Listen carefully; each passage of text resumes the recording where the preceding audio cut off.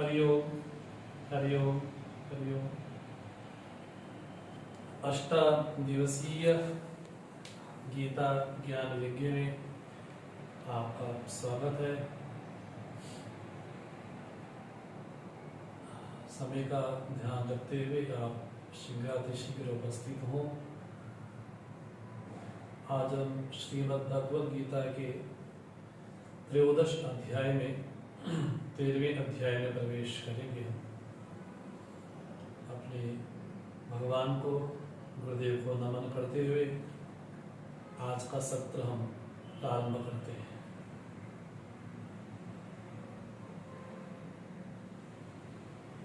ओम सहना भवतु सहनौ भुनक्तु सह वीर्यं कर्वावहै तेजस्विनावधीतमस्तु मा विद्विषावहै। ओम शांति शांति शांति। समस्त जन कल्याणे निरतं करुणामयं नमामि चिन्मयं देवं सद्गुरुं ब्रह्म विद्वरं सदाशिवसमारम्भां शङ्कराचार्यमध्यमाम् अस्मदाचार्यपर्यन्तां वन्दे गुरुपरम्परां वन्दे गुरुपरम्परां। वसुदेवसुतं देवं कंसचाणूरमर्दनं देवकी परमानन्दं कृष्णं वन्दे जगद्गुरुं कृष्णं वन्दे जगद्गुरुं। हरि ओम। आज हम श्रीमद् भगवद गीता की 13वें अध्याय में त्रयोदश अध्याय में प्रवेश करेंगे। अब तक हमने 12 अध्यायों पे विहंगम दृष्टि डालते हुए हमने चर्चा की है।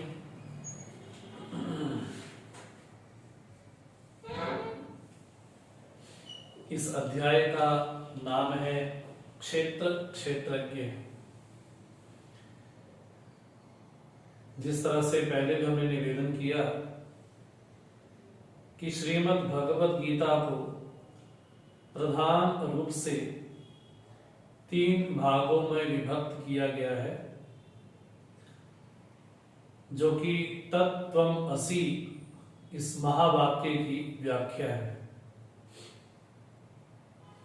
प्रथम 6 अध्याय समर्पित हैं त्वम शब्द के लिए, जिसको मैं अहम अहम करके बोलता हूं। 7वें अध्याय से चर्चा प्रारंभ हुई भक्ति प्रधान को लेकर के, जिसको हम तत्शब्द से कह सकते हैं। तत्सूचक जो परमात्मा है, वह जो परमात्मा है, उसकी प्राप्ति का जो साधन विशेष है, तो भगवान ने तत्शब्द की व्याख्या 7वें अध्याय से लेकर के 12वें अध्याय तक की।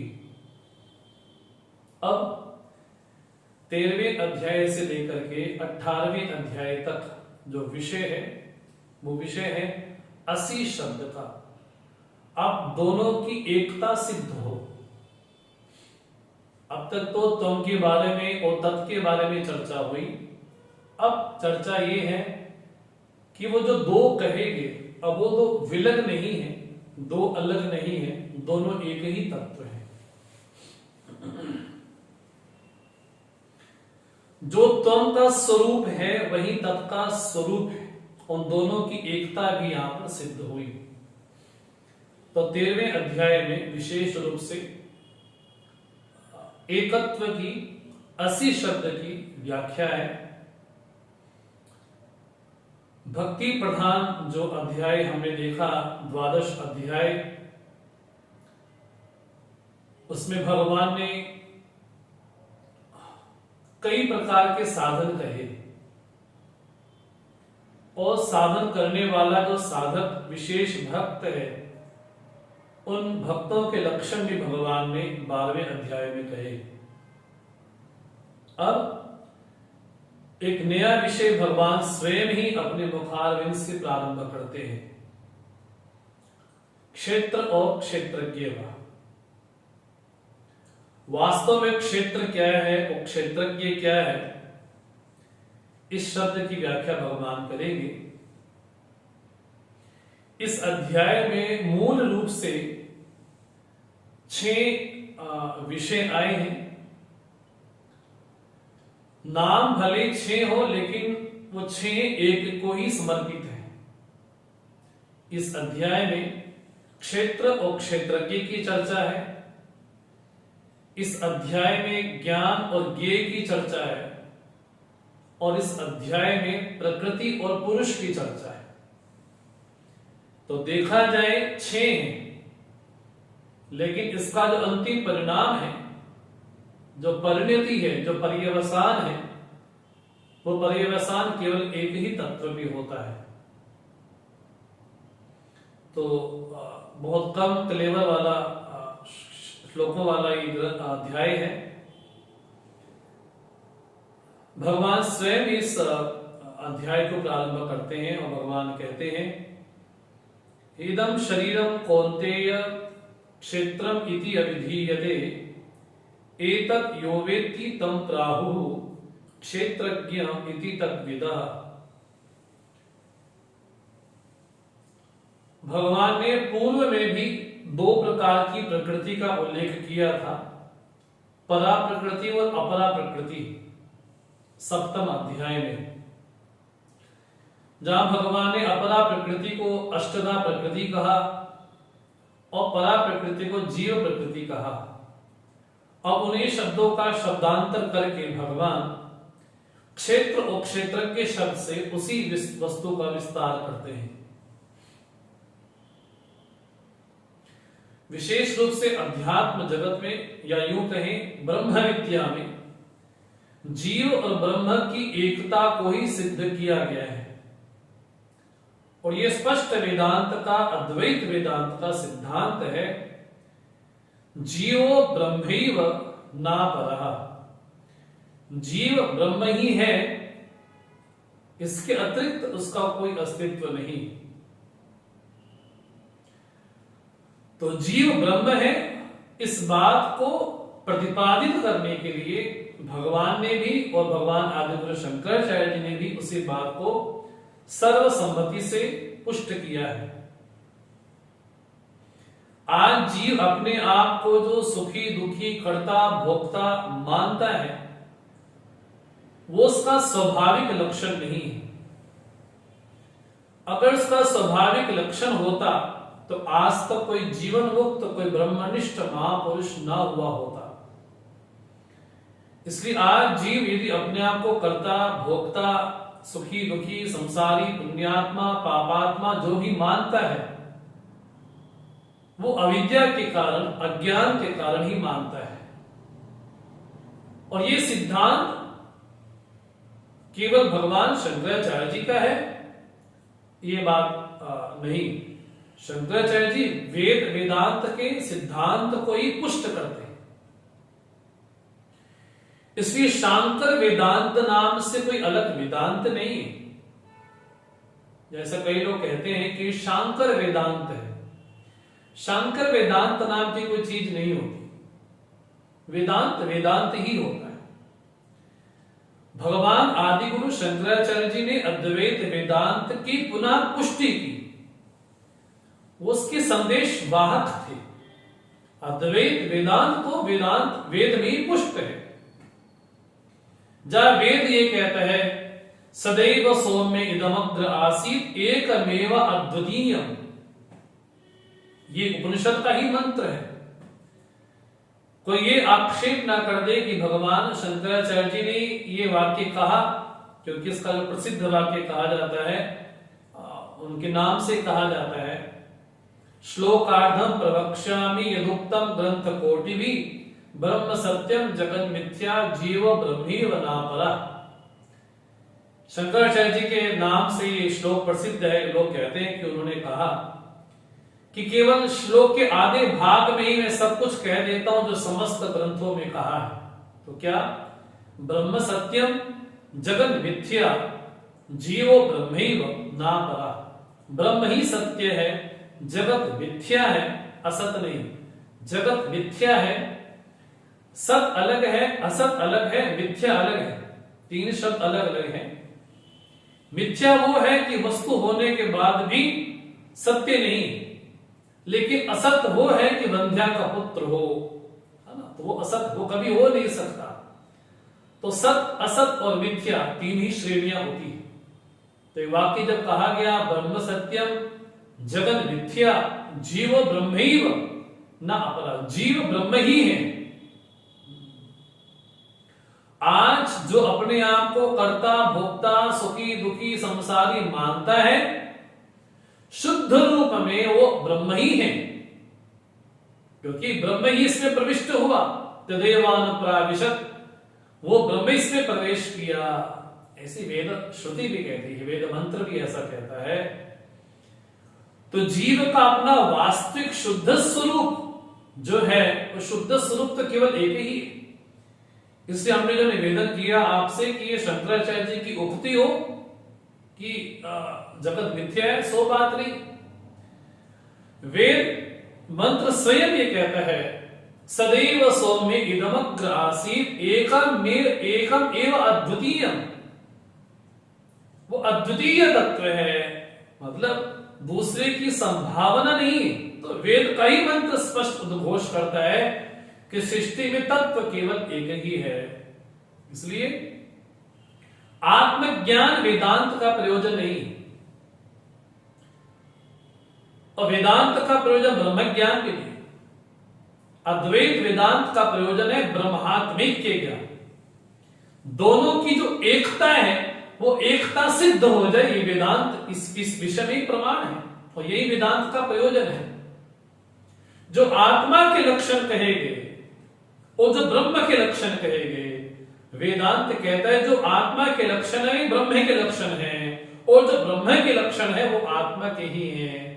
हाँ जी, इसलिए ब्रह्मात्मिक्य ज्ञान ही अद्वैत वेदांत का प्रयोजन है। तो अब तक भगवान ने त्वम पद की व्याख्या की, अर्थात मेरी शुद्ध आत्मा की व्याख्या की कि संसारी होने के नाते, जीव होने के नाते मेरा क्या कर्तव्य है, लेकिन शुद्ध आत्मा मेरा जो स्वरूप है, जहां भगवान ने कहा था वो भव तौ न विजानीता नाय हंति न हन्यते, जहां भगवान ने ये दूसरे अध्याय में कहा था वेदा विनाशनम नित्यम येनम अजम अव्ययम। तो व्याख्या किसकी थी? वो व्याख्या मेरी ही थी। लेकिन जब भगवान ने तत्शब्द की व्याख्या की तो तत्पद कैसा है, तो भगवान ने कहा 12वें अध्याय में कहा ये तक्षम निर्देशम अव्यक्तम पर्युपासते सर्वत्र गमचिन्त्यम च कूटस्थम अचलम ध्रुवम। उसी तत्व को कोई अरूप मान करके उपासना करता है और उसी तत्व को कोई रूप मान करके उपासना करता है। एक ही उपास्य को कोई विश्व रूप मान करके उपासना करता है और एक ही उपास्य को कोई अरूप अनाम मान करके उपासना करता है। इसलिए सोपाधिक भी वही है और निरुपाधिक भी वही है। इस बात को हमको स्पष्ट उल्लेख मन में होना चाहिए कि अद्वैत वेदांत का प्रयोजन ब्रह्मात्मैक्य का ज्ञान है। जो ब्रह्म के लक्षण है वो आत्मा के भी लक्षण है, दोनों का एकत्व सिद्ध हो जाए, इसको कहा असी शब्द। तो 13वें अध्याय से जो व्याख्या प्रारंभ होती है वो होती है असी शब्द की, दोनों की एकता सिद्ध हो जाए। हाँ, उसकी प्राप्ति में जो साधन है उस साधना का उल्लेख भगवान ने किया। भगवान ने भक्ति का निरूपण भी किया, भगवान ने कर्म का कर्मयोग का निरूपण भी किया, भगवान ने ध्यान योग का भी निरूपण किया, ज्ञान कर्म संन्यास का निरूपण भी किया। तो भगवान ने विविध प्रकार के साधन कहे, अनेक प्रकार के साधन कहे। लेकिन जितने भी भगवान ने साधन कहे वो साधन आकर के कहां समर्पित होते हैं? कर्म हो, भक्ति हो, उपासना हो, कहां पर आकर के समाप्त होते हैं? बोले ज्ञान पे ही समाप्त होते हैं। इसलिए भगवान का स्पष्ट मत है कि जो लोग कहें कि दो अलग अलग मार्ग हैं, नहीं, वेद मंत्र ये कहता है नान्या पंथा विद्यते अयनाय, इसके अलावा अन्य कोई मार्ग नहीं है, अर्थात मार्ग एक ही है, उसकी प्राप्ति में साधन कोई बहिरंग साधन है, धर्म है, उपासना है, फिर अंतरंग साधन भी है, श्रम है, दम है, तितिक्षा है, श्रद्धा, समाधान, एकाग्रता है, फिर वेदांत श्रवण है, मनन है, विधिध्यासन है, और उसके द्वारा एक प्रमा, एक प्रज्ञा, एक समझ का जन्म हुआ, जिसके द्वारा ये समझ में आया कि मैं ब्रह्म स्वरूप ही। तो भगवान ने अनेक प्रकार के साधन कहे, इसलिए श्रीमद् भगवत गीता का एक नाम है योग शास्त्र अर्थात साधन शास्त्र है। तो भगवान ने उसकी प्राप्ति के लिए अर्थात स्वयं की प्राप्ति के लिए अनेक प्रकार के साधनों का उल्लेख किया, लेकिन किसके लिए, ये बात चित्त में स्पष्ट हो, त्वम पद के शोधन के लिए और तत्पद के शोधन के लिए। अब अध्याय कुछ ऐसा है, इसकी जो भाषा है वो थोड़ी कठिन सी प्रतीत होती है, ऐसा। तो त्वम का जो शुद्ध रूप है और तत्पद का जो शुद्ध रूप है, उन दोनों की जो एकता है, उस एकता को बतलाने के लिए भगवान ने क्षेत्र क्षेत्रज्ञ जो अध्याय है भगवान ने प्रस्तुत किया है। भगवान कहते हैं, हे कौन्तेय इदं शरीरम क्षेत्रम इति अभिधीयते, एतत् यो वेत्ति तं प्राहुः क्षेत्रज्ञ इति तद्विदः। हे कौन्तेय, कुंत कहते हैं सूक्ष्म को, वेद श्रुति ये बोलती है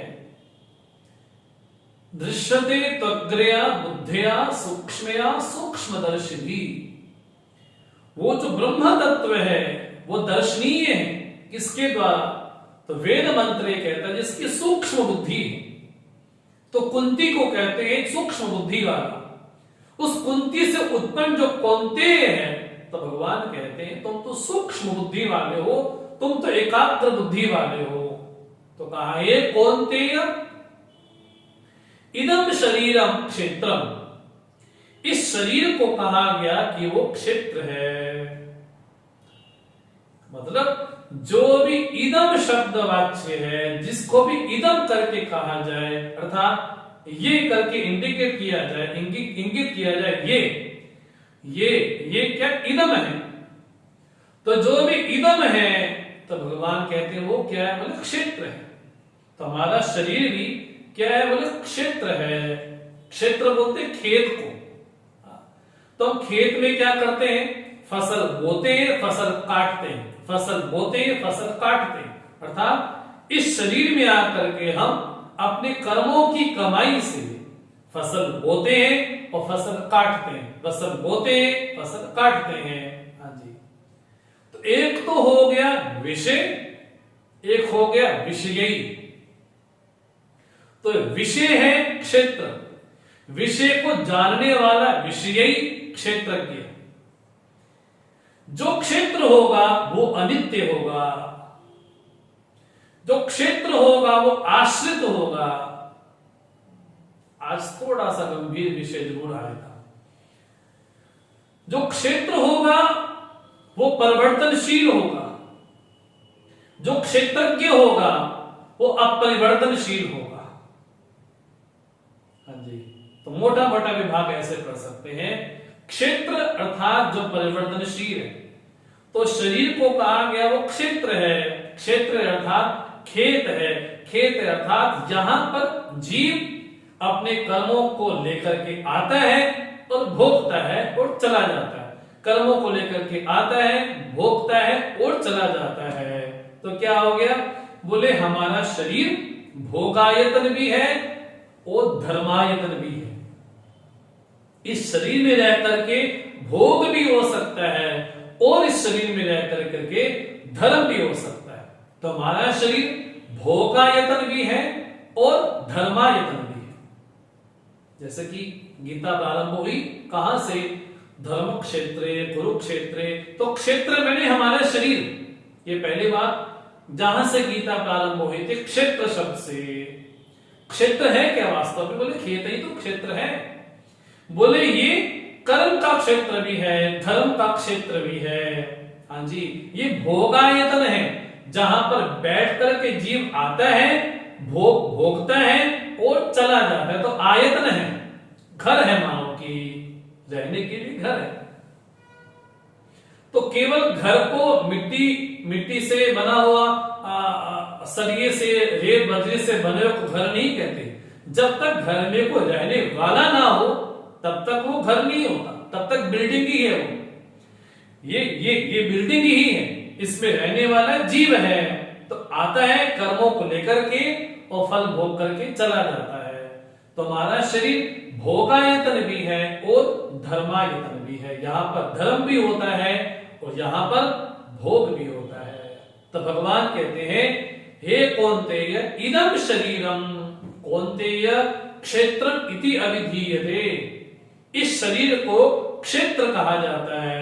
इसको जो जानता है, अर्थात इसके गुणधर्म को जानता है, इसके स्वभाव को जानता है, इसकी प्रकृति को जो जानता है, तो भगवान कहते हैं, एतद् यो वेत्ति तम प्राहु क्षेत्रज्ञ इति तद्विदा। तद मैंने जो क्षेत्र और क्षेत्रज्ञ तो दोनों को जानने वाले हैं, वो ये कहते हैं कि जो क्षेत्र को जानता है वो क्षेत्रज्ञ है। अर्थात जो इदम को जानता है, जो विषय को जानता है, हाँ जी, वो कौन है? बोले वो दृष्टा तत्व है।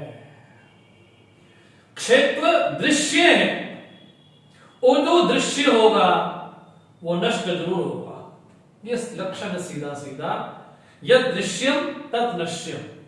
जो भी दिखाई पड़ता है वो क्या है? वो नष्ट होने वाला है। तो ये दृश्यम तत् नश्यम, तो दृश्य अनेक हो सकते हैं लेकिन दृष्टा एक ही होगा। हाँ जी, दृश्य में विविधता है, दृश्य असंख्य हो सकते हैं। अब हम जाते हैं रास्ते में तो हमारे सामने बहुत सारे रूप दिखाई पड़ते हैं। हाँ जी, तो दृश्य बहुत हो सकते हैं। हाँ जी, लेकिन दृष्टा एक ही होगा। दृगेव न तो दृश्यते, वो केवल दृष्टा मात्र ही है, वो दृश्य नहीं है। दृश्य में उथल पुथल हो जाए लेकिन दृष्टा एक ही होता है। हाँ जी, तो दृश्य मैंने तो देखा जाए ये सब दृश्य ही है। जो भी पंचभूत से बना है वो सब दृश्य ही है। लेकिन थोड़ा अंदर झांक करके देखें, इंद्रियां भी दृश्य हैं, मन भी दृश्य है, बुद्धि भी दृश्य है। हाँ जी, जो इंद्रियां की तो होगा, मना की तो होगा, बुद्धियां की तो होगा, वो दृष्टा होगा। तो दृष्टा एक है और दृश्य में विविधता है, दृश्य असंख्य। तो भगवान कहते हैं ये शरीर क्या है? कौन्तेय क्षेत्र है। इनको जो जानने वाला, अर्थात क्षेत्र और क्षेत्रज्ञ को, अर्थात परिवर्तनशील अपरिवर्तनशील को, नित्य को और अनित्य को, आश्रित को और आश्रय को जो जानने वाले हैं, वो ये कहते हैं इसको जो जानता है वो क्षेत्रज्ञ है। थोड़ा सा 13वें अध्याय की यही विशेषता है कि यहां पर विषय आकर थोड़ा गंभीर सा हो जाता है, गंभीर सा। तो हमने पहले निवेदन किया, इस अध्याय में जो वर्णन आएगा किसका? क्षेत्र क्षेत्रज्ञ का, ज्ञान ज्ञेय का और प्रकृति पुरुष का। तो 6 विषय इस अध्याय में आने वाले, इसके थोड़ा गंभीर विषय है ये।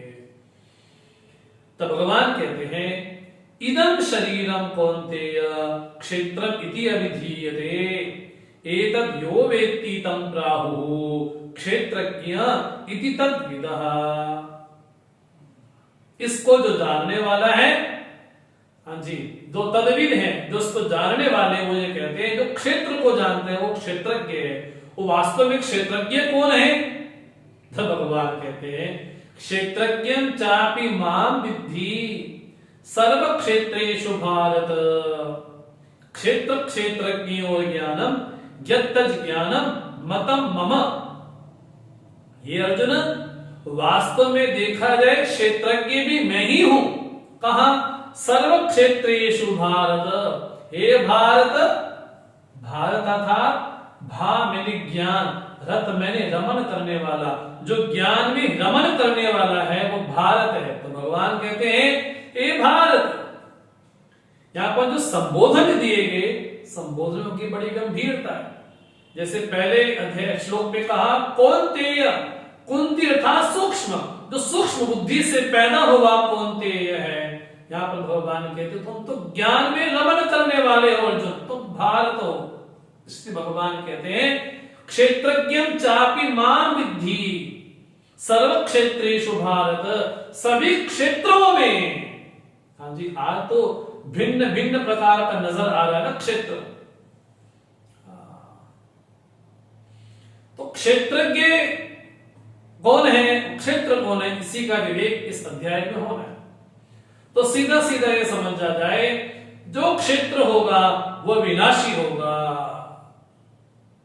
वो परिवर्तनशील होगा, उसका क्षरण होगा। इसलिए जो इदम है वो अहम नहीं हो सकता। यद इदम तद अहम न भवामि। जिसको भी इदम शब्द से कहा जाए फिर वो अहम नहीं हो सकता। इंद्रियां भी इदम है इसलिए वो अहम नहीं हो सकती। मन भी इदम है इसलिए मन भी अहम नहीं हो सकता। बुद्धि भी इदम है इसलिए बुद्धि भी अहम नहीं हो सकती। विषय तो इदम है ही इसलिए वो अहम नहीं हो सकते। इसलिए जो सर्वातीत है, सबका जो प्रकाशक है वो कौन है? तो भगवान कहते हैं क्षेत्रज्ञम चापि माम विद्धि। हाँ जी, जो दृष्टा को जानता है वो क्षेत्रज्ञ है बस। हाँ जी, जो ये जानता है कोई क्षेत्र अलग है, क्षेत्रज्ञ अलग है। तो भगवान कहते हैं क्षेत्रज्ञ और ज्ञानम। हाँ जी, इनका जो ज्ञान है, हाँ जी, देखा जाए दोनों अलग अलग विलग नहीं है। तो ज्ञातव्य कौन है, जानने योग्य कौन है? बोले क्षेत्रज्ञ ही जानने योग्य है। भगवान ये क्षेत्र आपने बताया तो सही कि इदम शरीरम कौन्तेय क्षेत्रम इत्यभिधीयते, क्षेत्र है, लेकिन वास्तव में यही क्षेत्र है? बोला नहीं। भगवान बोलते हैं क्षेत्र तो बहुत बड़ा है। तत्क्षेत्रम, भगवान तीसरे श्लोक में कहते हैं तत्क्षेत्रम यच्च यादृक् च यद् विकारी यतश्च यत् सच यो यत् प्रभावश्च तत्समासेन मे शृणु। हे अर्जुन, समास से अर्थात संक्षेप में सुनो वो क्षेत्र कैसा है, कैसा उसका स्वभाव है, उसका स्वरूप कैसा है, कैसा विकारी है वो, उसका प्रभाव क्या है। अब अर्जुन तुम उसको बड़े संक्षेप में सुनो, बड़े संक्षेप में। बोले केवल इस विषय में मैं प्रमाण हूं? बोले ऐसी बात नहीं। इस बात को कहने वाले कौन कौन है? तो भगवान कहते हैं ऋषि भी बहुधा गीतम छंदो भी विविधै पृथक ब्रह्मसूत्र पदैश्चैव हेतुमद्भिर विनिश्चितैहि। बोले ऋषियों ने इसके बारे में कहा बहुधा गीतम छंदो भी विविधै पृथक। हाँ जी, छंद होते हैं, कई प्रकार के छंद हैं।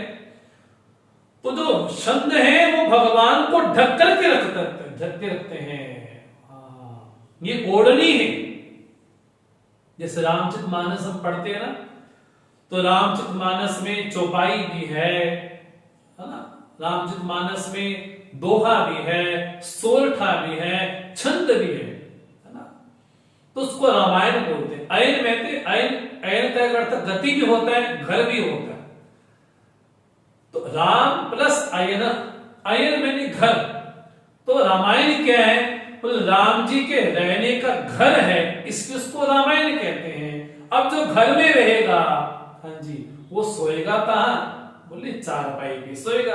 तो जो चौपाई है मानस में, वो चौपाई क्या है? बोले चारपाई तो है। हाँ जी, जब भगवान को कुछ प्यास लगती तो क्या करते हैं? बोले दोहा, भगवान दूध पीते हैं। और जब कुछ खाने का मन होता है स्थूल चीज, तो क्या खाते हैं? बोले सोरठा खाते हैं। जो दोहे का भी सार है सोरठा, उसको खाते हैं। और जब भगवान को सोना होता है तो छंद को ही ओढ़ करके सो जाते हैं। तो रामचरितमानस में छंद भी है। हाँ जी, तो मानस में छंद भी है, चौपाई भी है, दोहा भी है, सोरठा भी है। तो भगवान कहते हैं ऋषि भी, ऋषियों ने कहा है इसके बारे में, बहुधा कहा है। ऋषि कौन? बोले दाढ़ी, लंबी लंबी दाढ़ी हो, बड़े बड़े बाल हो, माला हो, बोले वो ऋषि? बोले नहीं। वेद की भाषा में ऋषि कौन है? तो कहा ऋषया मंत्र दृष्टा रहा, जिन्होंने मंत्रों का दर्शन किया वो ऋषि। तो भगवान कहते हैं छंदों के द्वारा कहा गया। और ब्रह्मसूत्र पदैस्तीव, जो ब्रह्मों को सूचना देने वाले, सूचन करने वाले जो मंत्र हैं, सूत्र हैं, वो भी उसके बारे में ही कहते हैं। अर्थात तर्क की कसौटी में भी कहते हैं। भगवान ये कहना चाहते हैं जो मैं कहना चाहता हूं क्षेत्रज्ञ के बारे में, उसके पहले वहां पर श्रुति भी प्रमाण है, युक्ति भी प्रमाण है और अनुभव भी प्रमाण है। उस अनुभूति का कोई सम्मान नहीं यदि वो श्रुति सम्मत नहीं है तो। हाँ जी, अनुभूति कितनी बड़ी भी क्यों ना हो जाए, लेकिन अगर श्रुति सम्मत नहीं है, वेद मंत्र सम्मत नहीं है, तो उस अनुभूति का भी सम्मान नहीं। मुझे ऐसी अनुभूति होती है, मुझे ऐसी अनुभूति होती है, मुझे ऐसी अनुभूति होती है। उस अनुभूति का अनुमोदन यदि वेद मंत्र करे तब उस अनुभूति को नमन है, प्रणाम। यदि उस अनुभूति का अनुमोदन वेद मंत्र न करे, हाँ जी, तो उस अनुभूति को नमन है दूर से। इसलिए श्रुति के आधार पे, युक्ति अर्थात तर्क के आधार पे और अनुभूति के आधार पे भगवान कहना चाहते हैं हे अर्जुन, वास्तविक क्षेत्र क्या है इसको सुनो। ये केवल मेरा मत है सो बात नहीं। यहां पर तो ऋषियों ने जो ब्रह्म को सूचन देने वाले, सूचित करने वाले जो सूत्र विशेष हैं, जो छंद इत्यादि भी हैं, जो उस वेद मंत्र भी हैं, जो उस पुरुष के बारे में कहते हैं। हाँ जी, हाँ जी। तो क्षेत्र क्या है वास्तव में? तो भगवान कहते हैं क्षेत्र का विस्तार सुनो। भगवान ने पहले कहा था इदम शरीरम क्षेत्रम, केवल इतना शरीर ही क्षेत्र है? बोले नहीं। तो कहां तक है? महाभूतानि अहंकारः बुद्धि अव्यक्तमेव च इंद्रियाणि दशैकं च पंचचेन्द्रिय गोचराः इच्छा द्वेषा सुखम दुखम संघातश्चेतना धृतिः एतत् क्षेत्रम समासेन सविकारम उदाहृतम्। हाँ जी, कहां से? क्षेत्र क्या है? बोले महाभूत। कौन से? स्थूल नहीं, सूक्ष्म भूत। हाँ जी, ये क्या है? बोले ये सारा क्षेत्र की श्रेणी में आता है। हाँ जी, बुद्धि अव्यक्तम अहंकार, बोले जो पंच स्थूल सूक्ष्म भूत है, फिर अहंकार है, हाँ जी, महतत्व है, हाँ जी, समष्टि बुद्धि है। बोले भगवान ने पहले अष्टधा प्रकृति बोली थी ना, ये क्या हो गए? बोले 8 प्रकृति हैं, 10 इंद्रियां हैं, हाँ जी, 1 मन है और 5 विषय हैं। इनको मिलाकर के कितने हो गए? 24 तत्व हो गए। हाँ जी, पंचचेंद्रिय गोचराः, इंद्रियों के लिए विषय भी हैं, और इच्छा द्वेष सुखम दुखम संघात, ये जो संघात मिला, स्थूल सूक्ष्म संघात मिला, वहां बोले वहां पर जो चेतना है वो आगंतुक है। बोले धृति एतत् क्षेत्रम, ये सब संक्षेप में भगवान ने कहा। ये क्या? बोले क्षेत्र है बस। इसलिए एक बात मन में स्पष्ट हो जाए, जो इदम होगा, हाँ जी, वो अहम नहीं हो सकता। वो जो इदम होगा वो क्षेत्र होगा, वो जो क्षेत्र होगा वो विकारी होगा। हाँ जी, तो भगवान ने बड़े संक्षेप में कहा कि ये जितना बतलाया अर्जुन, ये सारा कहां आता है? बोले सारा का सारा क्षेत्र की श्रेणी में आता है। क्षेत्रज्ञ इसको जानने वाला है, क्षेत्रज्ञ दृष्टा है और क्षेत्र दृश्य है। जो दृश्य की श्रेणी में आएगा वो सब इदम इदम इदम इदम होगा।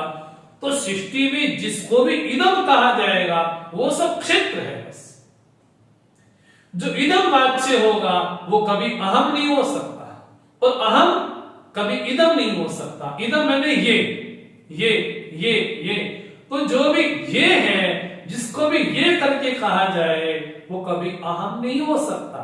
अर्थात भगवान ये कहते हैं इदम शरीरम कौन्तेय क्षेत्रम और महाभूतानि अहंकारा बुद्धि अव्यक्तम एवच और इंद्रियाणि दशैकम च पंचचेंद्रिय गोचरा और हमारे मनोभाव, इच्छा है, राग है, द्वेष है, हाँ जी, धृति है, सब कहाँ आया? बोले सब का सब क्षेत्र की श्रेणी में आया। इनको जो जानने वाला है वो क्षेत्रज्ञ है। अब भगवान एक बड़ा प्यारा विषय प्रारंभ करते हैं। हमने निवेदन आपसे किया था ज्ञान और ज्ञेय का। अब भगवान एक विषय प्रारंभ करते हैं, उस क्षेत्रज्ञ का ज्ञान कैसे हो। यदि मुझे लगता है कि मुझे क्षेत्रज्ञ का ज्ञान होना चाहिए तो मेरे पास क्या साधन हो, जिन साधनों के द्वारा हाँ जी मैं उस क्षेत्रज्ञ को जान पाऊं। तो यहां पर भगवान ने 20 साधन गिनाए हैं, ज्ञान के साधन हैं, जिन ज्ञान के साधनों के द्वारा व्यक्ति को उस क्षेत्रज्ञ की अर्थात ज्ञान की प्राप्ति हो सकती है। तो भगवान कुछ ज्ञान के साधन कहते हैं। अमानित्वम, अदम्भित्वम, अहिंसा, क्षांतिरार्जवम, आचार्योपासनम, शौचम, स्थैर्यम, आत्मविनिग्रह। बोले सबसे पहले क्या हो साधक में गुण? बोले अमानी हो। अमानी हो, अमानी मतलब पहले होता है मान। मान मैंने मापते हैं। हम सभी लोगों के पास अपना अपना क्या है, बोले शब्द में क्या, बोले इंची टेप है। हम अपने आप को मापते हैं। हाँ जी, तो कभी ज्यादा माप लेते हैं, कभी कम मापते हैं। हाँ जी, ज्यादा माप लिया अभिमान हो गया। हाँ, जितने बुद्धि नहीं है उससे कहीं ज्यादा नाप लिया, हाँ जी, अभिमान हो गया। और जितना नापा लोगों ने उतना स्वीकार किया तो सम्मान हो गया। और जब मैंने जितना नापा उतना मुझे मिल नहीं पाया तो अपमान हो गया। हाँ जी, लोग क्या बोलते, बोले मैं बड़ा स्वाभिमानी हूं। अरे स्वाभिमान के बदले हम कहीं ना कहीं अहंकार को ही पुष्ट करते हैं। मैं नहीं किसी से मांगता, मैं किसी से लेता नहीं। अरे भैया कहीं गलती ये तो नहीं हो रही है जीवन में कि स्वाभिमान के बहाने अभिमान को ही पाल रहे हैं। तो मान एक चीज है, तो मान के द्वारा कभी सम्मान होगा, कभी अपमान होगा। हाँ जी, कभी स्वाभिमान होगा। हाँ जी, तो कभी अभिमान होगा। लेकिन हनुमान जी कैसे? हनुमान जी निराभिमानी है। वह न मान है, न अभिमान है, न सम्मान है, न अपमान है। तो हनुमान जी कैसे? बोले निराभिमानी है।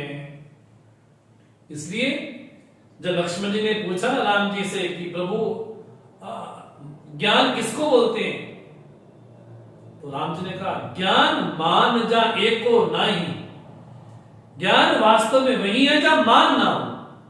अर्थात जीवन कैसा हो? बोले विनयी हो। मैं विनय हूं, मैं विनय हूं, ये नहीं मानना। उल्टा लोग मेरे व्यवहार को देख करके कहें कि ये विनयी है, ये बड़ा हम्बल है। मैं अपने आप को हम्बल कहता फिरूं कि मैं बड़ा हम्बल हूं। बोले वो तो फिर अभिमान हो गया।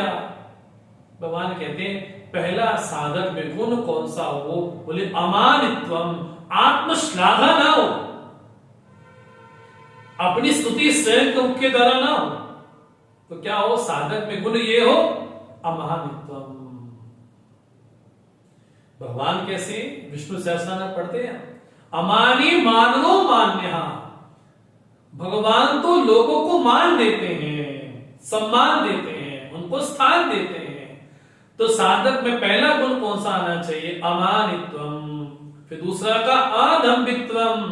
अदम्भित्व मैंने अपने को दम्भी जो गुण छिपाने चाहिए उसको प्रकट करके दिखा दिया। माला छुपा करके करनी चाहिए, राम राम राम राम राम राम राम राम राम राम राम, लोगों को पता चले। बोले ये क्या है? बोले वो गुण तो प्रकट करने का नहीं था, छिपाने का था, लेकिन प्रकट कर दिया। बोले अदम्भित्वम। अहिंसा। बोले हिंसा ना हो, कायिक भी ना हो, मानसिक भी ना हो, वाचिक भी ना हो।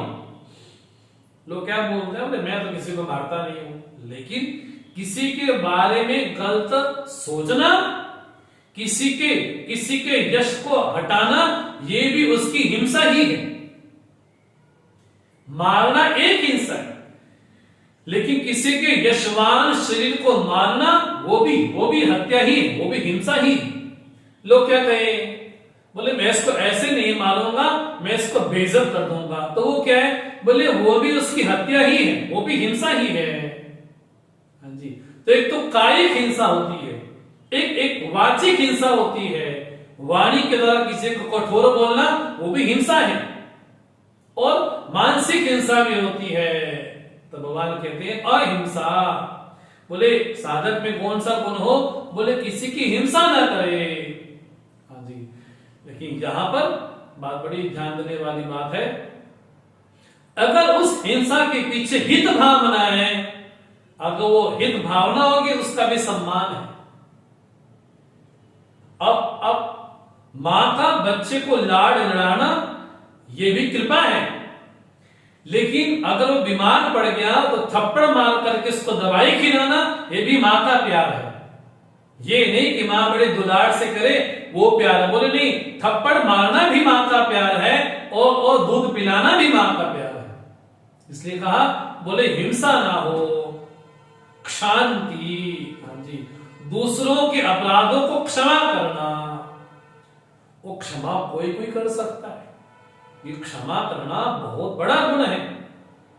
नहीं मैं तो बदला लेके रहूंगा, इसने मेरे साथ ऐसा किया था ना, मैं बदला लेके रहूंगा, तो प्रतिशोध की भावना, बदले की भावना रहती है। बोले वो ना हो, क्या बोले शांति हो। आप बताएं, मेरी ही उंगली मेरी आंख पे लग जाए तो कितनी चुभती है, तो मैं उस हाथ को मैं काट देता हूं? बोले नहीं। भोजन करते करते दांत जीभ पे लग जाए तो मैं दांत तोड़ देता हूं? नहीं। क्यों? क्योंकि वो मेरा ही अंग है। बोले जो अपने को ही समस्त भूतों में देखेगा, हाँ जी, फिर वो क्षमा ही तो करेगा। आर्जव मैंने व्यवहार कैसा? बोले सरल हो, उसमें कुटिलता ना। इसका मतलब ये नहीं है, लोग क्या बोल देते हैं, मैं तो भैया बड़ा वो फट इंसान हूं, जो मेरे मन में आता है मैं बोल देता हूं। इसको सरल नहीं कहा गया, ये सरल नहीं है। मेरे मन में जो आता है मैं बोल देता हूं, फिर तो बेवकूफ हो गए, फिर तो बेवकूफ हो गए।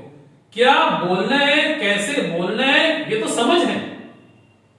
कितना बोलना है, कहां बोलना है। तो व्यवहार कैसा? बोले सरल हो, व्यवहार में कुटिलता ना हो, छल कपट ना हो, व्यवहार ऐसा हो।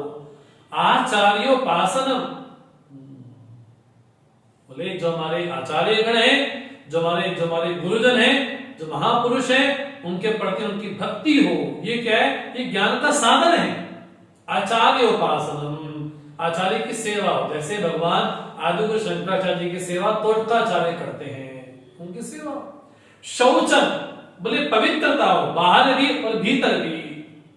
बाहर साफ सुथरा हो, भीतर राग द्वेष ना हो। स्थैर्यम, बोले स्थिरता हो। हाँ जी, स्थिरता मैंने, हाँ जी, अंगों की चपलता ना हो, जहां बैठे ठीक से बैठे, स्थिर आसन पे बैठे। स्थैर्य ये भी गुण है।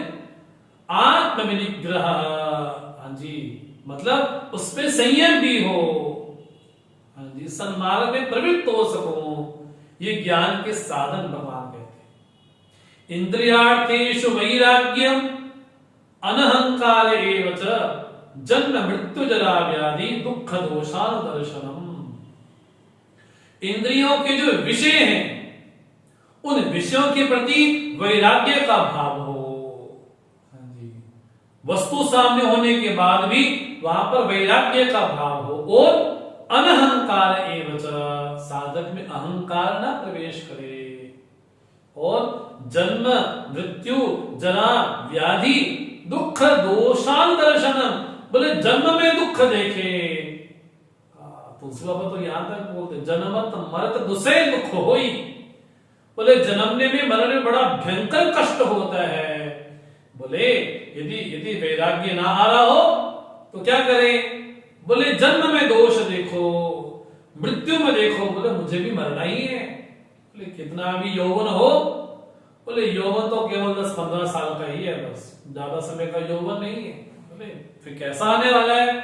भगवान तो बोलते हैं अंगम गलितम पलितम मुंडम दर्शन विहीनम जातम तुंडम, बोले वहां पर भी दोष हो।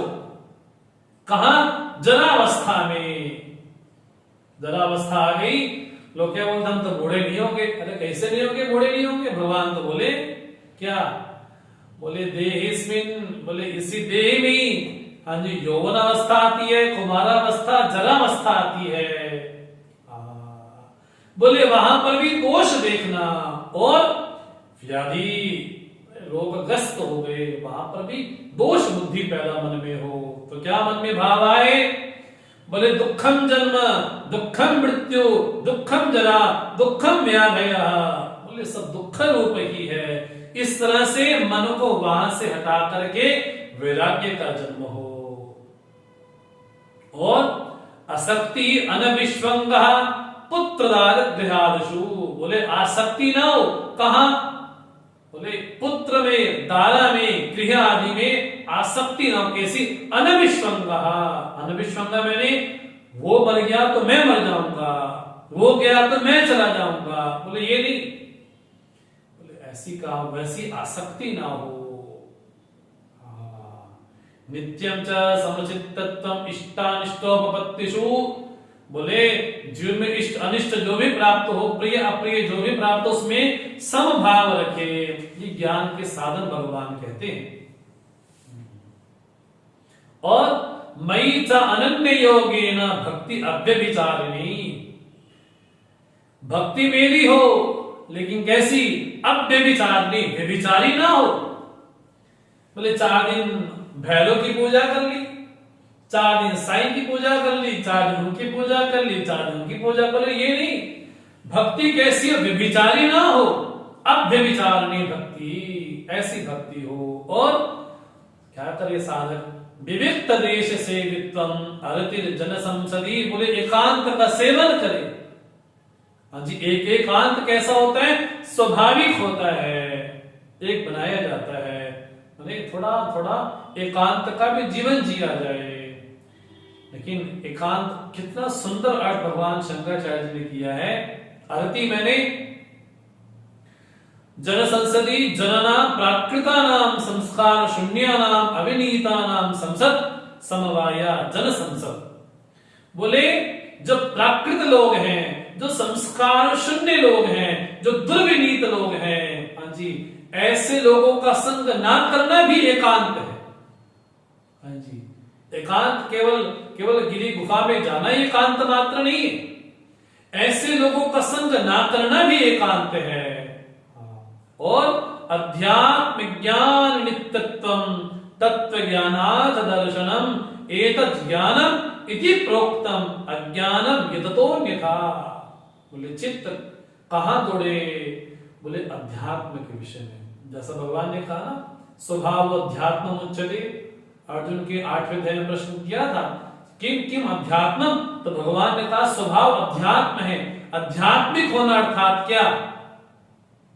अपने मन के व्यापार को, अपनी बुद्धि के व्यापार को, अपनी इंद्रियों के व्यापार को, व्यवहार को व्यक्ति भली भांति समझता हो, उसमें कोई दोष हो उसको परिष्कार भी करता जाए, कि आध्यात्मिक होना है। भगवान ने कहा एतत् ज्ञानम, अब तक जो मैंने बतलाया अर्जुन वो क्या है?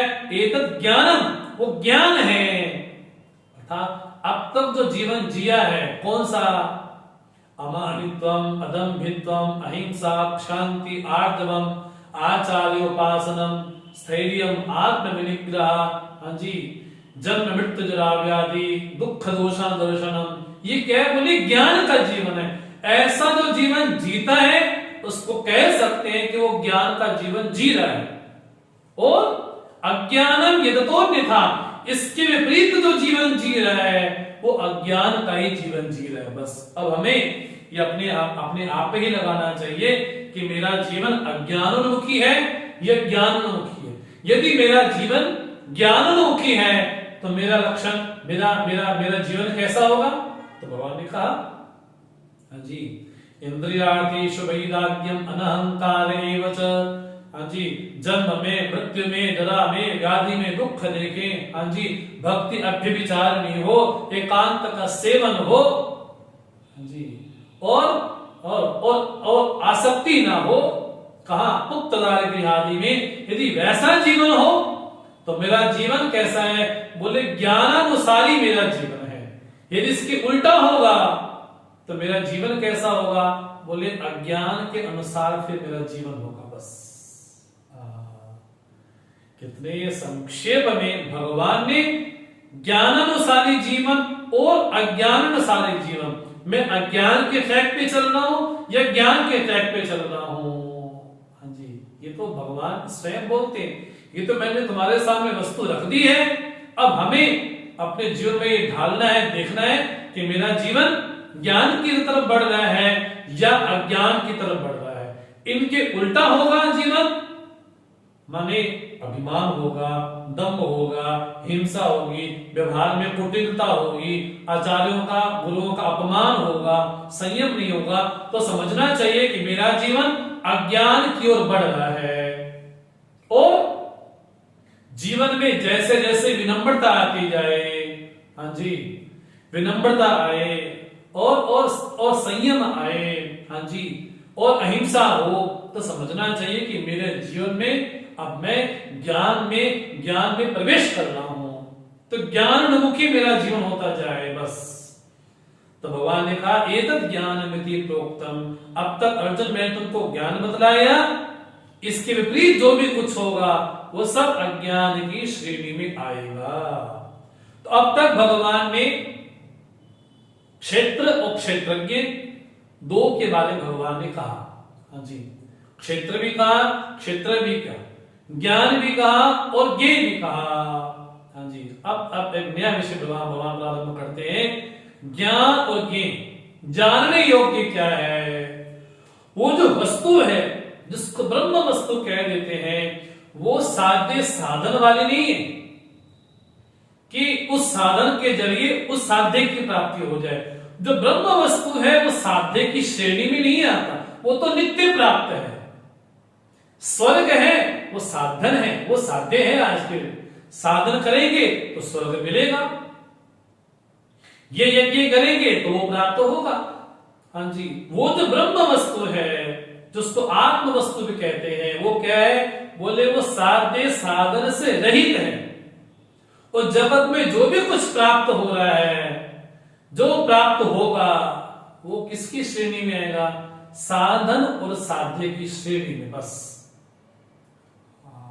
ज्ञान साधन नहीं है, ज्ञान अपने आप में ज्ञान स्वरूप है, वो साधन नहीं है। उसके जरिए प्राप्ति किसकी? बोले स्वयं की प्राप्ति ही हुई। इसलिए क्या है? प्रज्ञानम ब्रह्म। इसलिए भगवान एक नया विषय प्रारंभ करते हैं। क्षेत्रज्ञ का भगवान ने वर्णन किया, अब भगवान प्रारंभ करते हैं जानने योग्य क्या है वस्तु संसार में। हाँ जी, जानने योग्य अर्थात वो साध्य कोटि में नहीं आएगा। जो भी कर्म करते हैं तो कर्म का फल क्या होगा? या तो कोई चीज उत्पन्न होगी, पहले नहीं थी अब उत्पन्न होगी, उत्पाद्य हो गया, हो करके उसमें विकार आ गया, उसको ठीक कर दिया तो विकारी हो गया। घड़ा बना है तो नष्ट होगा, तो बोले नाश्य हो गया, हाँ जी। लेकिन वो तत्व ब्रह्म वस्तु ना साध्य श्रेणी में आता है और ना ही साधन श्रेणी में आता है। इसलिए नचिकेता ने जब प्रश्न किया यमराज के सामने, मुझे कौन सी वस्तु चाहिए, कौन सी वस्तु मैं चाहता हूं, तो नचिकेता बोलते अन्यत्र धर्मा, अन्यत्र धर्मा, अन्यत्र तस्मात् कृता कृता, अन्यत्र भूता च भव्या च यत् तत् पश्यसि तद् वद। जिसको आप देखते हैं, जिसको आप देख रहे हैं हे यमराज, मुझे वो वस्तु दो जो धर्म अधर्म की श्रेणी में नहीं आता, जो साध्य साधन की श्रेणी में नहीं आता, जो भूत भविष्य वर्तमान की श्रेणी में नहीं आता, वो जो वस्तु है वो वस्तु मुझे बतलाओ बस। इसलिए वो जो ब्रह्म वस्तु है वो साध्य श्रेणी में नहीं आता, ना ही साधन श्रेणी में आता, वो तो नित्य प्राप्त है बस, वो तो प्राप्त की ही प्राप्ति है। जीव अपने आप को संसार दुखी न जाने क्या क्या मानता है, किसके कारण, बोले अज्ञान के कारण ही मानता है। इसलिए भगवान बोलते हैं जानने योग्य क्या है, भगवान कहते हैं ज्ञेयं यत् तत् प्रवक्ष्यामि यज्ञात्वा अमृतम अश्नुते अनादिमत् परम ब्रह्म ना सत्यम ना सदुच्यते। बोले ज्ञेयं प्रवक्ष्यामि, हे अर्जुन जो वस्तु जानने योग्य है अब मैं तुमको बतलाऊंगा, वो कैसी है, उसको जानने से क्या होगा, यज्ञात्वा अमृतम अश्नुते, जिसको जानने से क्या प्राप्ति होगी, बोले अमृतत्व की प्राप्ति होगी। इसलिए जब वेद मंत्र बोलते हैं तो क्या कहते हैं, न कर्मणा न प्रजया न धनेन त्यागेन एके अमृतत्वमानशु। वो जो अमृत वस्तु है अर्थात जो स्वयं का स्वरूप है, भगवान कहते हैं अहम प्रवक्ष्यामि, अब मैं कहूंगा, वो कैसे है, बोले अनादि, बोले अनादि है वो, ना सत्यं ना सदुच्यते, सत असत से भी अतीत है जी, ऐसी वो वस्तु है। भगवान बोलते अब मैं तुमको बतलाता हूं वो वस्तु कैसी, तो भगवान कहते हैं सर्वतः पाणिपादं तत् सर्वतोक्षी शिरोमुखम सर्वता श्रुतिमल्लोके सर्वमावृत्य तिष्ठति। बोले वस्तु कैसी है, सर्वदा पाणिपादं तत्, बोले वो सत्ता कैसी है, ब्रह्म सत्ता कैसी है, हाँ जी, सर्वता पाणी सर्वता पादम, जितने हाथ पांव, बड़ी मोटी मोटी भाषा में कहें तो बोले सब कुछ वही है।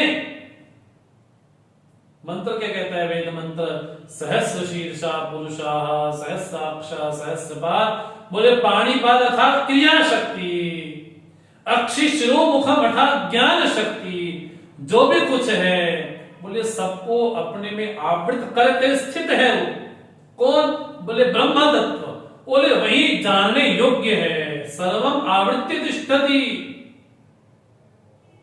तुलसी बाबा क्या बोलते हैं, बिन पद चले, हाँ जी, बिना पांव के चलता है, सुने बिनु काना, बोले बिना कानों के सुनता है। ये तो उस ब्रह्म की महिमा ऐसी है, वो कैसा है, सर्वेंद्रिय गुणाभासम सर्वेंद्रिय विवर्जितम असक्तम सर्वभृच्चैव निर्गुणम गुणभोक्तृ च। बोले कैसा है वो, बोले हम किसके द्वारा सुनते हैं, किसके द्वारा बोलते हैं, किसके द्वारा देखते हैं, गुणों को किसके द्वारा उपलब्ध करते हैं हम, हाँ जी, सर्वेंद्रिय विवर्जितम, वो इंद्रियों का विषय नहीं है, लेकिन सर्वेंद्रिय गुणाभासम, वही वही उस रूप में प्रकट भी वही हो रहा है, लेकिन सबसे रहित भी वही है। वो कैसा तत्व है, बोले वही अंतस्थ भूतानाम अचरम चरम एव च सूक्ष्मत्वा तदविज्ञेयम दूरस्थम चांतिके च तत। बोले ब्रह्म तत्व कैसा है, बोले बाहर भी है भीतर भी है, न केवल भीतर है बोले बाहर भी वही है। बोले माया क्या करती है, बोले आवृणोति अपरा शक्ति सा संसारस्य कारणम अंतर्दिक्षयो भेदम बहिष्ठ ब्रह्म सर्गयोः। दिग्दृश्य विवेक में क्या आया, बोले माया रानी क्या करती है, बोले बाहर भी आवरण करती है भीतर भी आवरण करती है। बोले बाहर आवरण करती है, हाँ जी, ब्रह्म में सृष्टि में, और भीतर दृष्टा दृश्य में आवरण पैदा कर देती है। लेकिन भगवान क्या कहते हैं, वह वस्तु कहाँ है, न केवल भीतर है बाहर भी है। ये जो बाहर भीतर का खेड़ है वो किसके कारण होता है, ये चीज बाहर है ये भीतर, बोले किसके कारण, शरीर के कारण। एक समय के लिए शरीर को हटा करके देखें तो बाहर भीतर क्या है, कुछ भी तो नहीं। शरीर के कारण कहते हैं ये वस्तु बाहर है, ये भीतर है, ये भीतर है वो बाहर है। तो बाहर भीतर का भेद पैदा करने वाला कौन है, बोले पांच भौतिक शरीर तो है। भगवान क्या कहते हैं, वो वस्तु कैसी है, बही अंतस्थ, वो बाहर भी है, हाँ जी, भूतों के बाहर भी है भीतर भी है। चरम अचल में वचल, चल में भी है अचल में भी है। वो कैसी है, सूक्ष्मत्वा, वो सूक्ष्म है। तद अविज्ञेयम, सूक्ष्म होने के कारण ऐसी है वस्तु। बड़ी प्यारी बात बोलते हैं, श्रुति का स्मरण करके बोलते हैं। ईशावास्य भी यही कहता है। भगवान क्या कहते हैं, दूरस्थम च अंतिके च, वो दूर भी है वो नजदीक भी है। अज्ञानियों के लिए वो वस्तु, अविवेकी के लिए वस्तु दूर है, लेकिन विवेकी के लिए, साधक के लिए वो अत्यंत समीप भी है। अज्ञानियों के लिए दूर से दूर है, अविज्ञ है उनके लिए तो, लेकिन जो ज्ञानी है उनके लिए तो आत्मरूप ही है, उनसे जुदा नहीं है, उनसे विलग नहीं, उनसे अलग नहीं है। अविभक्तम च भूतेषु विभक्तम इव च स्थितम भूत भर्तरी च तज्ज्ञेयम कृष्णु प्रभविष्णु च। बोले वही परमात्मा अविभक्त है, लेकिन विभक्त हुआ सा प्रतीत होता है जगत में। अविभक्त मैंने जिसका कोई, इसको काट छाट नहीं सकते हैं, आकाश की तरह। अविभक्तम भूतेषु, भूतों में अविभक्त है, लेकिन विभक्तम इव च स्थितम, विभक्त की तरह दिखाई पड़ता है। भूत भर्तरी, भूतों का पालन करने वाला भी वही है। ग्रसिष्णु, बोले सबको ग्रस देने वाला भी वही है, हाँ जी, नष्ट करने वाला भी वही है। हमने वेद की भाषा में और पुराण की भाषा में क्या समझा, बोले ब्रह्मा जी सृजन करते हैं, विष्णु पालन करते हैं और शिव संहार करते हैं। यहां भगवान क्या कहते हैं, विष्णु प्रभविष्णु च, हाँ जी, पालन भी वही करता है, उसको ग्रास भी वही बनाता है। वही एक ही तत्व, उसी तत्व को माया की उपाधि से कोई ब्रह्मा कह देता है, कोई विष्णु कह देता है, कोई महेश कह देता है। तत्व तो एक ही है, माया की उपाधि से नाम पड़ गया, हाँ जी, सत्व रज तम के कारण नाम पड़ गया कि ब्रह्मा है तो सृजन करते होंगे, विष्णु है तो पालन करते होंगे, शिव है तो संहार करते होंगे। या भगवान कहते हैं वही एक ही तत्व अविभक्त है सभी भूतों में, लेकिन विभक्त की तरह दिखाई पड़ता है। और भूत भर्तरी, भूतों का भरण पोषण करने वाला भी वही है, हाँ जी, सबको ग्रस देने वाला ग्रसिष्णु भी वही है और प्रविष्णु भी वही है। उत्पत्ति स्थिति नाश का कारण भी वही एक ही तत्व है। तज्ज्ञेय, उसको जानना चाहिए। वो तत्व कैसा है, ज्योतिषाम अपि तज्ज्योति तमसा परम उच्यते ज्ञानम ज्ञेयम ज्ञानगम्यम हृदय सर्वस्य निष्ठितम। बोले ज्योतियों का भी ज्योति है वो, अंधकार से अज्ञान से करोड़ों करोड़ नहीं, अत्यंत दूर है वो, अत्यंत अभाव है वहां पर।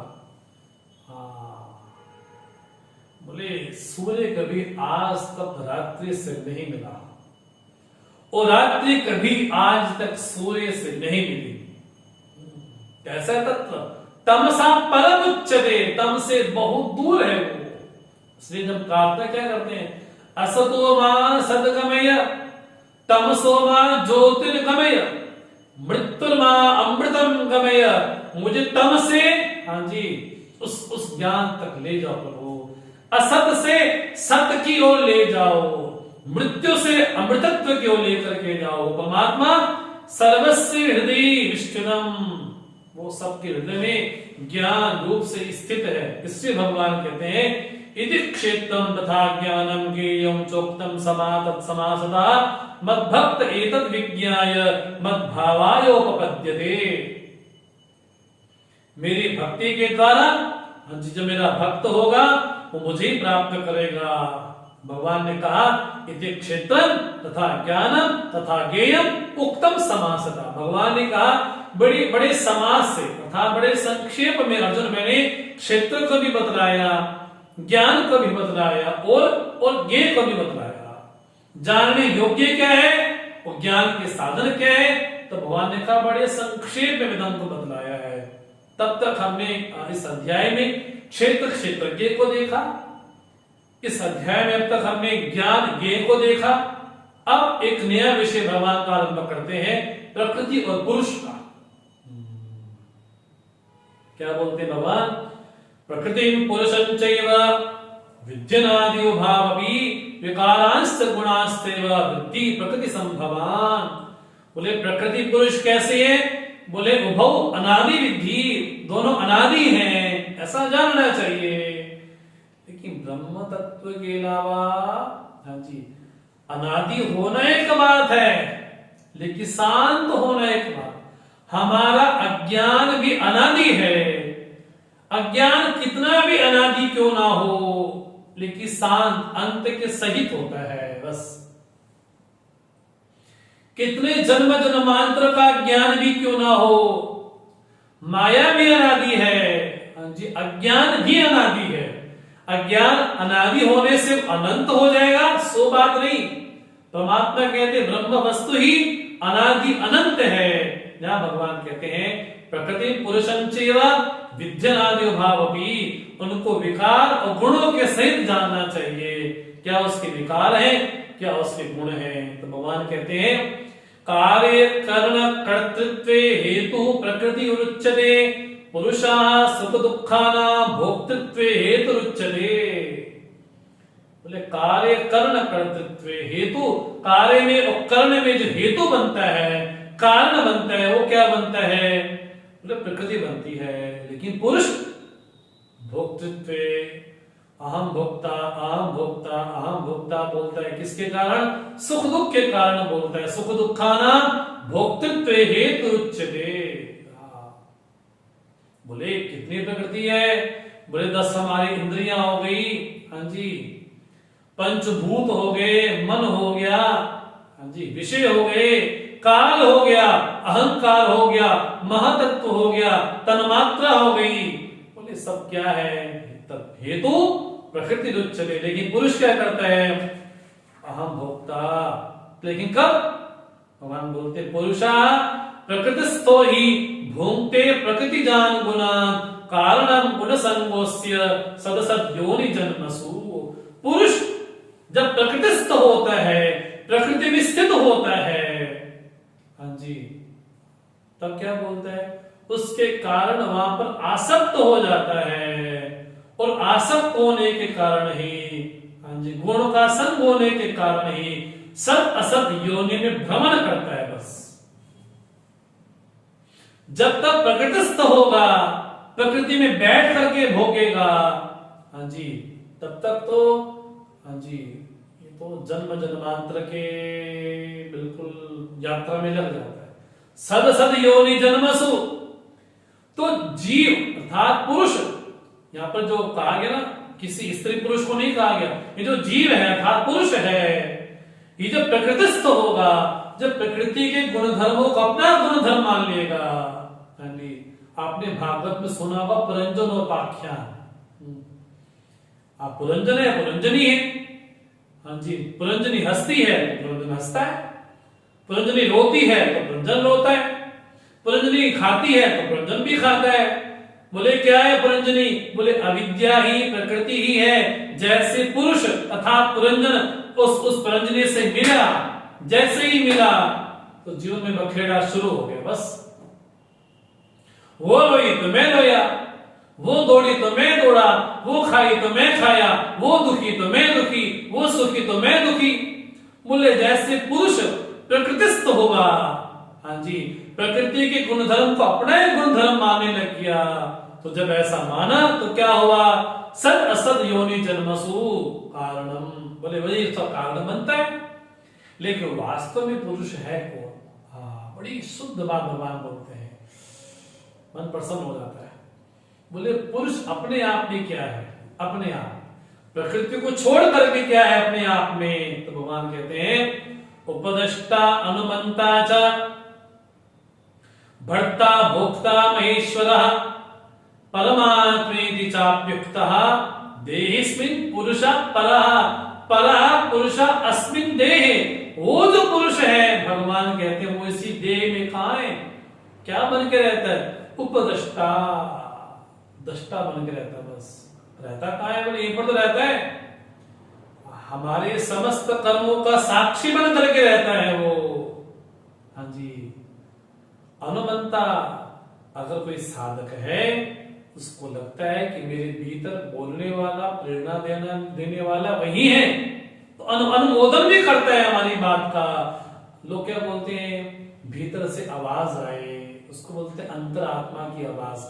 अंतरात्मा की आवाज कौन है, बोले अंतरात्मा वही बन करके बैठा, कौन है, अनुमंता।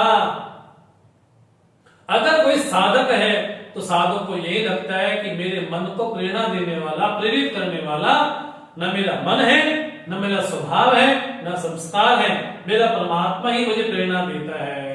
बोले भीतर उपदष्टा मन से बैठा है, उपदष्टा बन के बैठा, अनुमंता बन के बैठा है, भीतर भरता बन के बैठा है। हाँ जी, भोक्ता महेश्वर, बोले जो महेश्वर है, शासक है, साक्षात परमात्मा। बोले जब प्रकृतिस्थ नहीं होता तो पुरुष अपने आप में क्या है, बोले पुरुष अपने आप में तो केवल उपदष्टा है, अनुमंता है, भर्ता भोक्ता महेश्वर है अपने आप में। तो ये भगवान कहते हैं प्रकृतिस्थ होगा तथा प्रकृति के गुणधर्म को अपना गुणधर्म मानेगा, बोले तब तो ऐसा व्यवहार होगा। लेकिन वास्तव में उसका जो शुद्ध स्वरूप क्या है, तो ऐसा। इसलिए भगवान कहते हैं एवं वेत्ति पुरुषम प्रकृतिम च गुणैः सह सर्वथा वर्तमानोपि न स भूयो विजायते। इस प्रकार जो प्रकृति पुरुष के गुणधर्म को जो जानता है कि पुरुष असंग है, निर्लिप्त है, लेकिन प्रकृति के कारण, प्रकृति के गुणों के कारण उसको अपना गुणधर्म लगता है। लेकिन भगवान कहते हैं इस प्रकार जो जानता है कि ये प्रकृति है, ये पुरुष है, ऐसा जिसको विवेक हो गया है, भगवान कहते हैं सर्वथा वर्तमानोपि, वो कोई भी व्यवहार करे, वो पुरोहित बन जाए वशिष्ठ की तरह, हाँ जी, वो धनुधर बन जाए अर्जुन की तरह, जो कोई भी व्यवहार करे, हाँ जी, कैसी स्थिति में रहे, हाँ जी, वो कहीं नहीं रहता, वो मेरे में ही रहता है। सर्वथा वर्तमानोपि, जैसा व्यवहार करे, अर्थात जिस उपाधि में रहता हुआ जैसा व्यवहार करे, हाँ जी, भगवान कहते हैं सर्वथा वर्तमानोपि न स भूयो विजायते, पुनः उसका जो संसरण है फिर वो नहीं होता, जिसको एक बार पुरुष और प्रकृति का ज्ञान हो जाए बस। इसलिए भगवान कहते हैं उसकी प्राप्ति कैसे संभव है, तो भगवान कहते हैं ध्यानेन आत्मनि पश्यन्ति केचित् आत्मानमात्मना अन्ये सांख्येन योगेन कर्म योगेन चापरे। कोई ध्यान की अवस्था में उसका अनुभव करते हैं। वो ब्रह्म कौन है, बोले ब्रह्म वस्तु मैं ही हूं। ध्यान वास्तव में क्या है, बोले सारे विषयों से मन को हटा करके अपने मन को उस चेतन तत्व में, दृष्टा तत्व में स्थिर कर देना, ये ध्यान है। इसको पतंजलि कहते हैं ध्यान में तत्र प्रत्येकतानता ध्यान, प्रत्यय वृत्तियों की एकतानता, एक ही सरीखे बहे, वो ध्यान है। आत्मा के द्वारा आत्मा में ध्यान करते हैं, आत्मनि पश्यन्ति अन्य सांख्येन, कोई संख्या के जरिए अर्थात सांख्य योग के जरिए उसको देख पाते हैं, तीनों गुणों के व्यवहार को देखते हैं, पुरुष प्रकृति के व्यवहार को देखते हैं, और अपरे कर्म योगेन पश्यन्ति, कोई कर्म योग करके अर्थात समर्पित करके उस तत्व को देख पाता है। अन्यत्वेयम् अजानन्तः श्रुत्वा नेभ्योपासते, कोई श्रवण के लिए उस तत्व को प्राप्त करते हैं। श्रवण बहुत बहुत गंभीर है वेदांत शास्त्र में। कोई श्रुत्वा नेभ्योपासते, कोई श्रवण कोई अपने जीवन में उपासना बना लेता है। तेभी चाति अतरन तेभी तरंत्येव, वो भी तर जाते हैं। कौन? श्रुति परायणा। श्रुति परायण था जो वेद परायण है, जो वेदांत के मंत्रों को, वेद के मंत्र को क्या मानते हैं? बोले केवल मंत्र नहीं है, क्या बोलते हैं? भगवती श्रुति है। भगवती श्रुति था ये मां की तरह हमारा भला करती है। तो वो कैसे जन है? श्रुति परायणा, सुनते हैं सुनते हैं सुनते, केवल सुनते हैं बस, लेकिन वर्ण पूर्वक सुनते हैं। इसलिए जब वेदीय मंत्र बोलते हैं ना, नायम आत्मा प्रवचने लभ्य न मेधया न बहुना श्रुतेन यमेवेश दृढ़ते तेन लभ्य, जो वर्ण पूर्वक अर्थात परमात्मा ही जीवन का लक्ष्य है ये मान करके श्रवण करते हैं। हाँ जी, भगवान कहते हैं ते तरंति मृत्यु, वो मृत्यु से तर जाते हैं। अर्जुन जो श्रुति परायण है, जो श्रुति को सर्वोपरि मानते हैं, वेद को सर्वोपरि मानते हैं। इसलिए भगवान कहते हैं यावत् संजायते किंचित सत्यम स्थावर जंगमम क्षेत्र क्षेत्रज्ञ संयोगा तद विद्धि भरतर्षभ। सृष्टि में जो भी स्थावर जंगम, जो भी कुछ उत्पन्न होता है अर्जुन, हे भरतर्षभ, वो किससे उत्पन्न होता है? क्षेत्र और क्षेत्रज्ञ के संयोग से ही पैदा होता है। लेकिन बड़ी विलक्षण बात है, क्षेत्र और क्षेत्र के कभी संयोग नहीं हो सकता। भगवान क्या कहते हैं? क्षेत्र क्षेत्रज्ञ के संयोग से पैदा होता है, लेकिन क्षेत्रज्ञ तो अविकारी है, क्षेत्र विकारी है। क्षेत्रज्ञ तो अविनाशी है और क्षेत्र विनाशी है। क्षेत्रज्ञ तो अपरिवर्तनशील है, लेकिन क्षेत्र तो परिवर्तनशील है। क्षेत्रज्ञ तो दृष्टा है, क्षेत्र तो दृश्य है। संयोग हो नहीं सकता, लेकिन संयोग कैसे? अविद्या के कारण, अज्ञान के कारण संयोग सा प्रतीत होता है। इसलिए भगवान कहते हैं ब्रह्म वस्तु कैसी है? समम सर्वेषु भूतेषु तिष्ठन्तं परमेश्वरं विनश्यत्सु अविनश्यन्तं या पश्यति सा पश्यति। अर्जुन वास्तव में वही देखता है, और जो ऐसा देखता है वही देखता, जो ऐसा नहीं देखता तो भगवान की दृष्टि में व्यक्ति अंधा है। क्या? सर्वेषु भूतेषु परमेश्वरः तिष्ठन्तं समम, सभी भूतों में वही परमेश्वर सम होकर के स्थित है।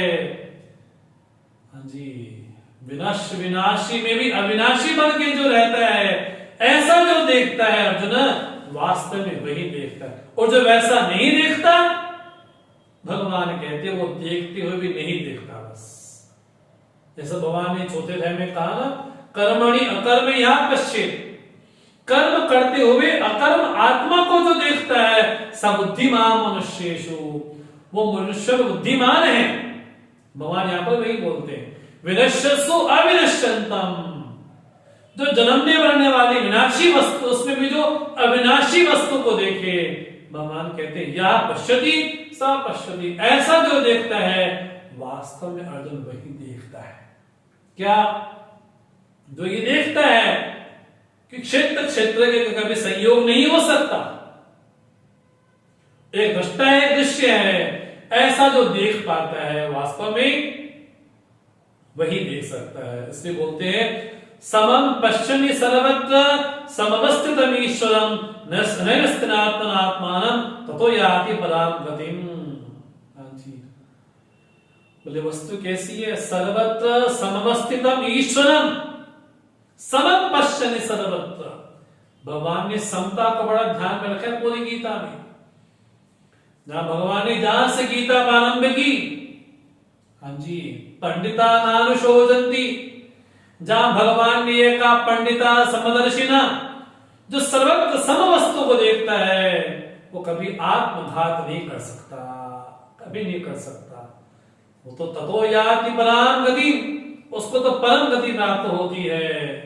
ऐसा जो भाव मन में रखे, भगवान कहते हैं प्रकृतिव च कर्माणि क्रियमाणानि सर्वशः यः पश्यति तथात्मानं अकर्तारं स पश्यति। बोले सारे गुण धर्म क्या हो रहे हैं, सारी क्रियाएं सारे कर्म कहां हो रहे हैं, बोले प्रकृति कर रही है। कर्म हो, कर्मों का आपस में जो संयोग हो रहा हो, ये कराने वाला कौन है, बोले प्रकृति।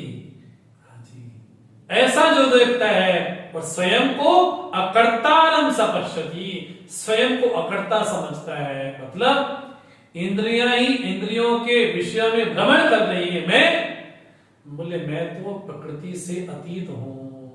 अकर्तारम स पश्यति, स्वयं को कर्ता नहीं मानता।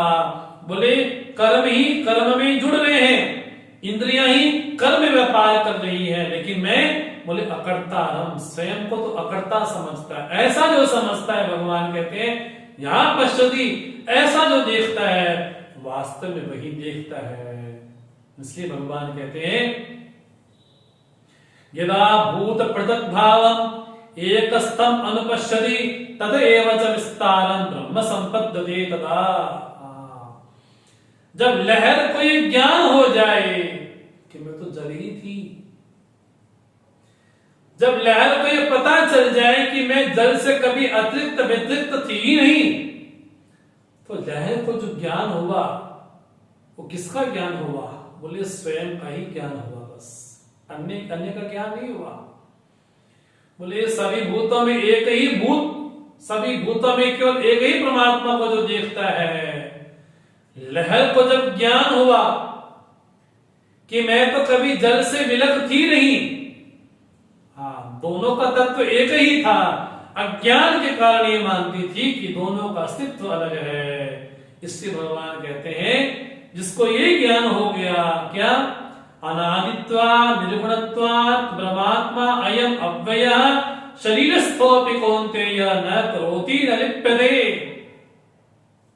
ये कौन्तेय, भगवान ने पहला संबोधन ये दिया था अर्जुन को प्रथम श्लोक में। वो अनादि तत्व है और निर्गुण तत्व है, वो षड विकारों के घेरे में नहीं आता, लेकिन शरीरस्थोऽपि, शरीर में रहता हुआ भी न करोति न लिप्यते, न कर्म करता है न कर्म का संग उसको प्राप्त होता है। ऐसा वो तत्व विशेष है। अब भगवान दो दृष्टांतों के जरिए उस तत्व को बतलाते हैं। कैसा तत्व है वो, यथा सर्वगतम सूक्ष्मात् आकाशम नोपलिप्यते सर्वत्र अवस्थितो देहे तथात्मा नोपलिप्यते। बोले आकाश कहां नहीं है, बोले आकाश तो हर जगह है, सर्वगत है, सूक्ष्म है, लेकिन आकाश किसी से लिप्त नहीं होता। हाँ जी, बड़ा अजीब सा उदाहरण लेकिन समझने के लिए ठीक है। बोले दूध को किसी शीशे की बोतल में डालें तो वहां पर भी आकाश है। हाँ जी, क्योंकि किसी मदिरा की उसमें भी डाले, बोले वहां पर भी आकाश है। बोले आकाश कहीं लिप्त नहीं होता, बोले जहां बैठे वहां पर भी आकाश है।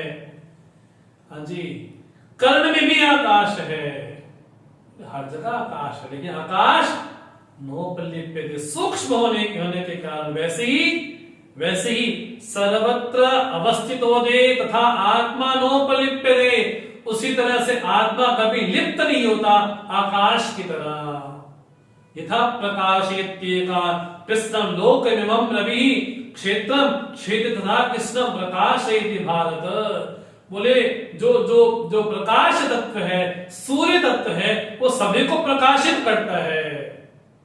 वो कीचड़ को भी प्रकाशित करता है, वो गंगा जल को भी प्रकाशित करता है, उसका किसी में कोई भेद नहीं है। बोले इस तरह से जो जानता है वो सभी को प्रकाशित करता है। इसलिए भगवान कहते हैं क्षेत्र क्षेत्रज्ञयोरेवं अंतरं ज्ञान चक्षुषा भूत प्रकृति मोक्षम च ये विदु यान्ति ते परम। जो ज्ञान चक्षु के द्वारा, अर्थात जो साधन मैंने बतलाए हैं, उन साधनों के जरिए जो जानता है क्या इन दोनों का विवेक जो जानता है, ये क्षेत्र है, ये क्षेत्रज्ञ है, ये प्रकृति है, ये पुरुष है, ऐसा जिसको ज्ञान होता है, ते ते यान्ति परम, उसको परम की प्राप्ति होती है। इस तरह से भगवान ने 13वें अध्याय में क्षेत्रज्ञ का बड़ा विशेष और गंभीर वर्णन किया है। तो हमने भी इसको काफी विहंगम दृष्टि से इस विषय को हमने देखा है। इस अध्याय में हमने क्षेत्रज्ञ का, ज्ञ का और प्रकृति पुरुष का भली भांति हमने विवेक किया है। तो समय का ध्यान रखते हुए हम आज के सत्र को यही विराम दें। ओम तत्सत इति श्रीमद् भगवद गीतासु उपनिषत्सु ब्रह्म विद्यायां योग शास्त्रे श्री कृष्णार्जुन संवादे क्षेत्रज्ञ भाग योगो नाम 13ोऽध्यायः। सर्वधर्मान् परित्यज्य मामेकं शरणं व्रज, अहं त्वा सर्वपापेभ्यः मोक्षयिष्यामि मा शुचः। आज का विषय थोड़ा गंभीर जरूर था, क्योंकि यहाँ पर एकत्व की चर्चा यहाँ पर प्रारंभ होगी, तो थोड़ा विषय जरूर गंभीर रहा होगा। तो इन्हीं शब्दों के साथ अपनी वाणी को विराम दें। ओम सर्वे भवन्तु सुखिनः, सर्वे सन्तु निरामयाः, सर्वे भद्राणि पश्यन्तु, मा कश्चित् दुःखभाग् भवेत्। असतो मा सद्गमय, तमसो मा ज्योतिर्गमय, मृत्युर्मामृतं गमय। ओम पूर्णमदः पूर्णमिदं पूर्णात् पूर्णमुदच्यते, पूर्णस्य पूर्णमादाय पूर्णमेवावशिष्यते। ओम शांति शांति शांति। हरि ओम। श्री गुरुभ्यो नमः। हरि ओम।